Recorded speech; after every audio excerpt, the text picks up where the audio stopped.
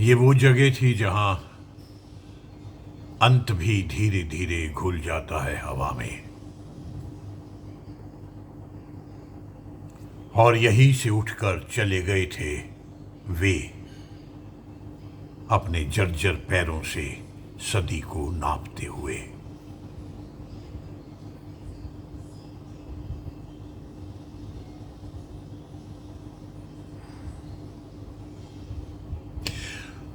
उनके जाने के दूसरे दिन सबसे पहले नल में पानी आया।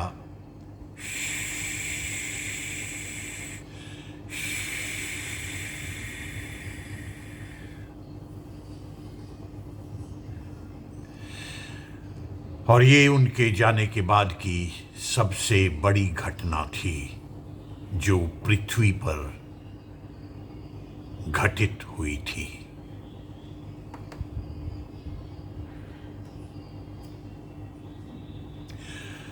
फिर अखबार वाला आया और फेंक कर चला गया अखबार, सच को जाने बिना।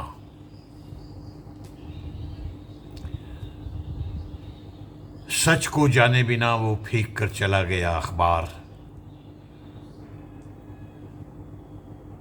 और उसका इस तरह से जाना उतना ही सहज था जितना सुबह सुबह नल में पानी का आना।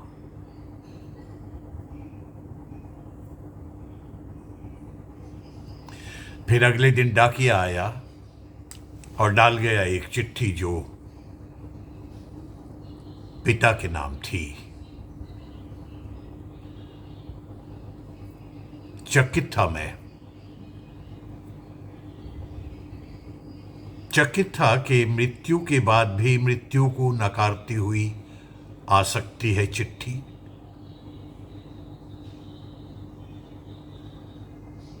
और फिर 7वें दिन कोई पंडित आया। उसने मुझसे कहा कि इस समय वे पहुंचे होंगे स्वर्ग से पहले के उस अंतिम पड़ाव पर, स्वर्ग से पहले के उस अंतिम पड़ाव पर जहां भूख और प्यास से चीखती हैं आत्माएं।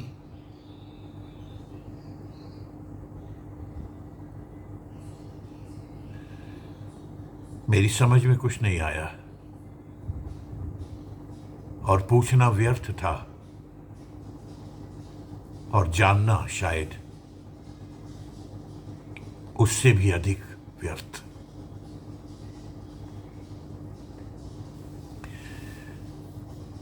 पूछना व्यर्थ था, सो जो कहा गया मैं करता गया,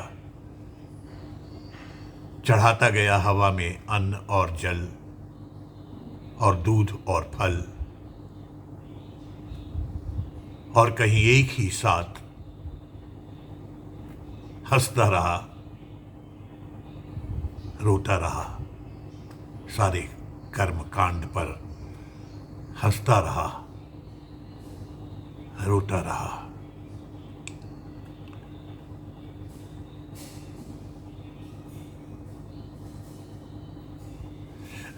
जब थे तो बातें कम ही होती थी। चुप मैं ही था, वे तो बोलते ही रहते थे निरंतर, चाहे चुप ही बैठे हो वे बोलते रहते थे निरंतर।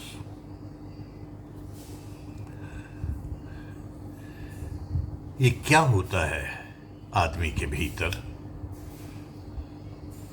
ये क्या होता है कि उसकी चमड़ी के झूलते चले जाने के साथ साथ शब्दों में बढ़ने लगती है अर्थ की चमक, और होठों की पपड़ियों से छन कर आता है जाने वो क्या कुछ के एक शिशु के पहले स्तनपान की महक जैसा।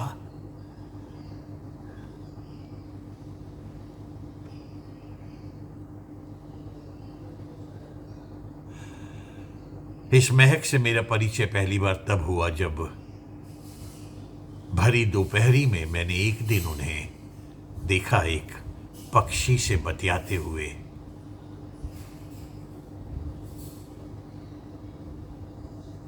मैं टोकना चाहता था पर लगा कि एक पक्षी से बतियाते पिता को टोकना सुंदरता के खिलाफ है,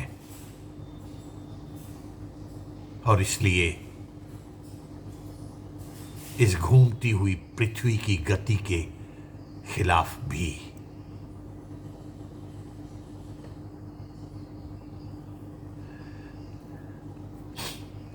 इसका सबसे तीखा अनुभव मुझे उस समय हुआ जब मैंने उन्हें मुखाग्नि दी। वही मुख जिसने मुझे बार बार चूमा था।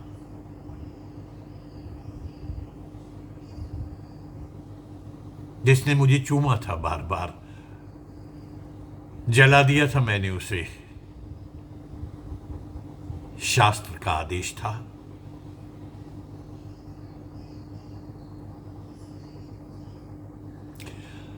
और मैं और मेरे भीतर का संशय दोनों मिलकर मंत्र पढ़ते रहे।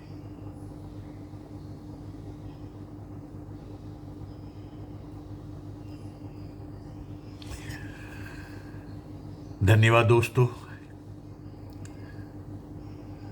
आज फादर्स डे पर यह कविता जिसका शीर्षक है पिता के जाने पर।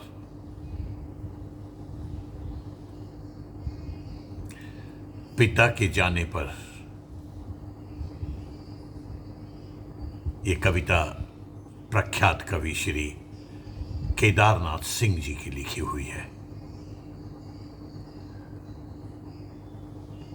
आज फादर्स डे पर